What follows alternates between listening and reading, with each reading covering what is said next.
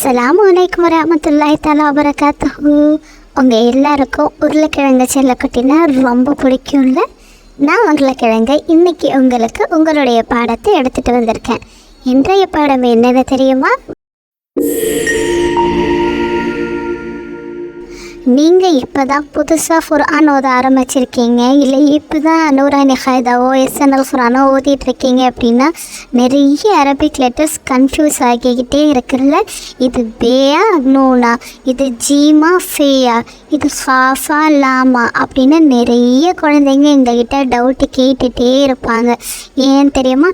அவங்களுக்கு அந்த லெட்டர்ஸ் எல்லாம் கொஞ்சம் கொஞ்சமாக கன்ஃபியூஸ் ஆகிக்கிட்டே இருக்கும். உங்களுக்கும் அந்த மாதிரி அரபிக் லெட்டர்ஸ் கொஞ்சம் கன்ஃபியூஸ் ஆகுது அப்படின்னா இந்த வீடியோ உங்களுக்காக தான். இந்த மாதிரி வீடியோஸ் பாட்டாக இன்ஷால்லா நம்ம சேனலில் வந்துகிட்டே இருக்கும்.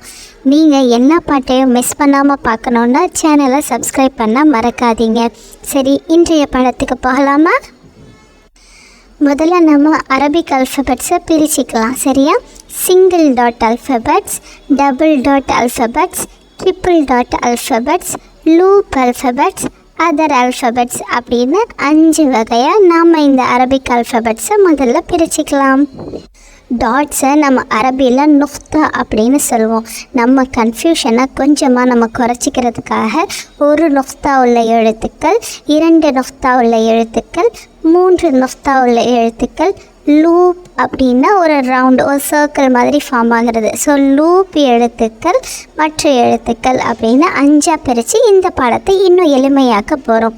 இன்றைக்கி அதில் சிங்கிள் டாட் ஆல்ஃபபெட்ஸ் தான் நம்ம பார்க்க போகிறோம். கொஞ்சம் கொஞ்சமாக தெளிவாக படிக்கிறது தான் நம்மளுடைய நோக்கம். இன்றைக்கி சிங்கிள் டாட் ஆல்ஃபபெட்ஸ் பார்க்க நீங்கள் எல்லோரும் தயாராக இருக்கீங்களா? அரபியில் சிங்கிள் டாட் ஆல்ஃபபெட்ஸ், அதாவது 1 நுக்தா உள்ள எழுத்துக்கள் மொத்தம் 10. 1 நுக்தா உள்ள எழுத்துக்கள் எத்தனை?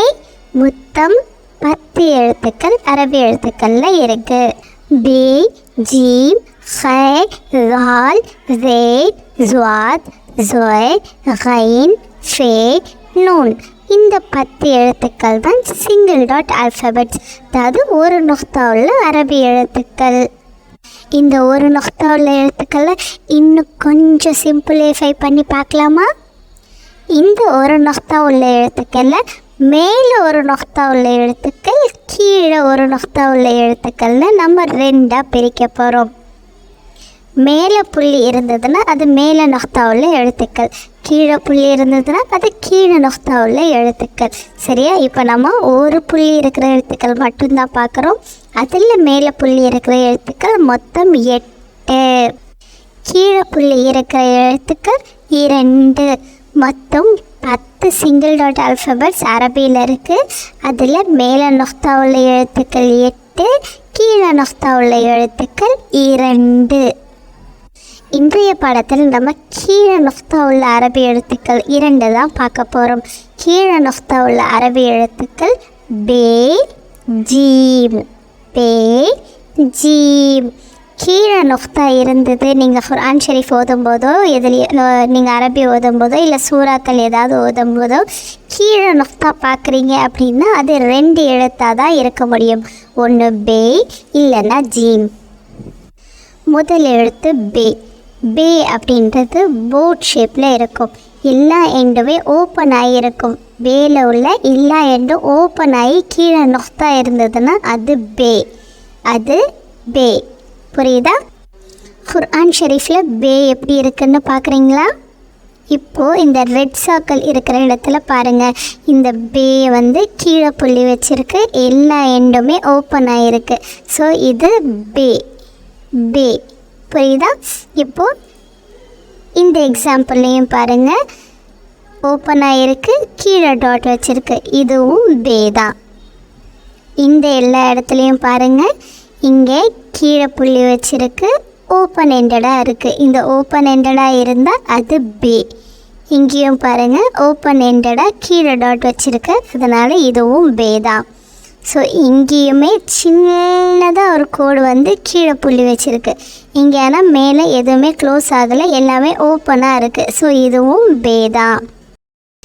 இங்கேயும் பாருங்கள், இங்கே கோடு கூட கிடையாது, ஒரு சின்ன டாட் தான் இருக்குது, கீழே ஒரு டாட்டு, இருக்குது. ஸோ இதுவும் ஓப்பன் எண்டடாக இருக்கிறதுனால இதுவும் பே தான், இதுவும் பே தான்.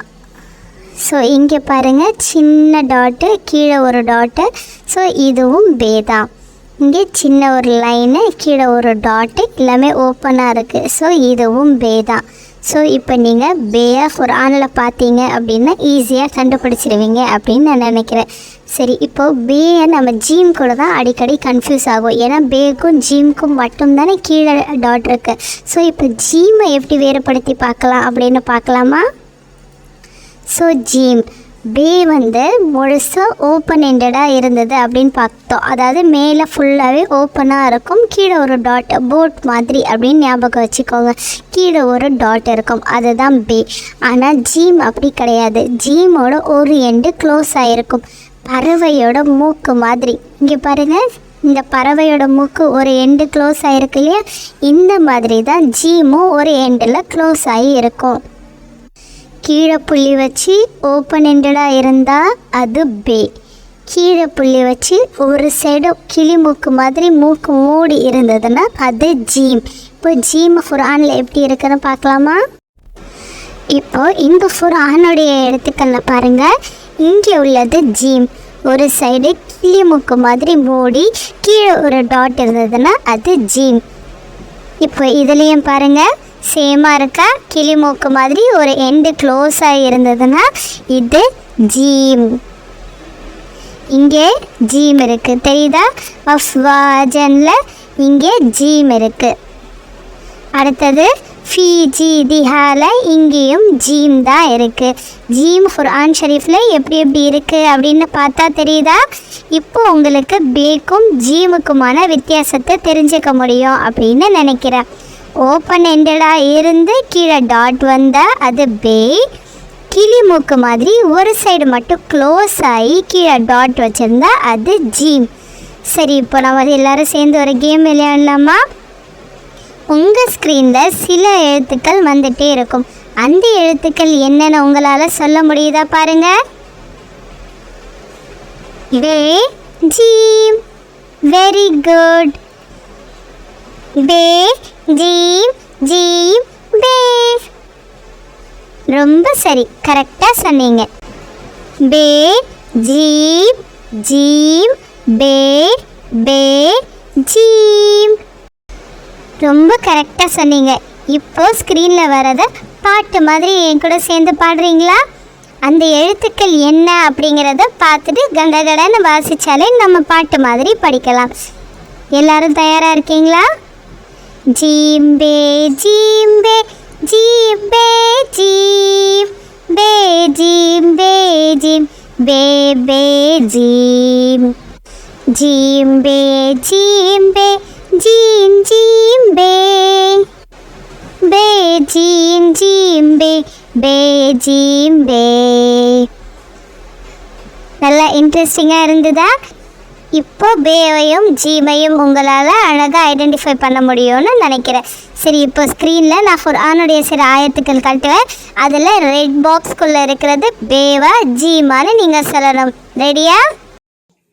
அலிஃப் அலிஃப் பாபா வாங்கள் கற்போம், அலிஃப் அலிஃப் பாபா வாங்கள் கற்போம், சேர்ந்தே கற்போம் அரபி எழுத்துக்கள், சேர்ந்தே கற்போம் அரபி எழுத்துக்கள், என்னுடன் சேர்ந்து சொல்லி பாருங்கள். அலிஃப் அலிஃப் பாபா அரபி எழுத்துக்கள், அலிஃப் முதல் யாவரை நம் நண்பர்கள், சேர்ந்தே கற்போம் அரபி எழுத்துக்கள், தாசா இரண்டும் புது நண்பர்கள். அல்ஹம்துலில்லாஹ், எல்லாரும் ரொம்ப அருமையாக சொன்னீங்க. சிங்கிள் டாட் லெட்டர்ஸ், ஒரு புள்ளி வச்ச எழுத்துக்களில் கீழே புள்ளி வச்ச எழுத்துக்கள் மட்டும்தான் நம்ம இன்னைக்கு பார்த்துருக்கோம். அது பே, ஜீம். இன்ஷா அல்லாஹ் உங்கள் எல்லாருக்கும் இனிவே பேக்கும் ஜீமுக்கும் கன்ஃபியூஸ் ஆகாது அப்படின்னு நினைக்கிறேன். உங்களுக்கு இந்த வீடியோ பிடிச்சிருந்தா லைக் பண்ண மறக்காதீங்க. உங்கள் எல்லாருக்கும் இப்போ நான் ஒரு டாஸ்க் கொடுக்க போகிறேன். நீங்கள் எல்லாருமே உங்கள் குர்ஆன் ஷரீஃபை பக்கத்தில் எடுத்துக்கோங்க, அம்மாவையும் கூப்பிட்டுக்கோங்க. குர்ஆன் ஷரீஃபில் எங்கெல்லாம் பே இருக்குது அப்படின்னு ஒரு 10 இடங்களில் ஐடென்டிஃபை பண்ணி உங்கள் அம்மா கிட்ட காட்டுங்க. அடுத்து ஜீம் ஒரு 10 இடங்களில் எங்கெல்லாம் இருக்குது அப்படின்னு உங்கள் அம்மா அப்பா இல்லை கூட யார் இருந்தாலும் அவங்கக்கிட்ட ஐடென்டிஃபை பண்ணி சொல்லணும். யாரெல்லாம் கரெக்டாக ஐடென்டிஃபை பண்ணி சொல்கிறீங்களோ அவங்களுக்கு அல்ஹம்துலில்லாஹ், அல்லாஹ் உங்களுக்கு நிச்சயமாக அதுக்கான வெகுமதியை தந்துடுவான். சரி, நம்ம இன்னொரு வீடியோவில் சந்திக்கலாம். பாடம் 2 உங்களுக்கு கரெக்டாக வந்து சேரணும்னா சேனலை சப்ஸ்கிரைப் பண்ண மறக்காதீங்க. அஸ்ஸலாமு அலைக்கும் வரஹ்மத்துல்லாஹி தஆலா வபரகாத்துஹு.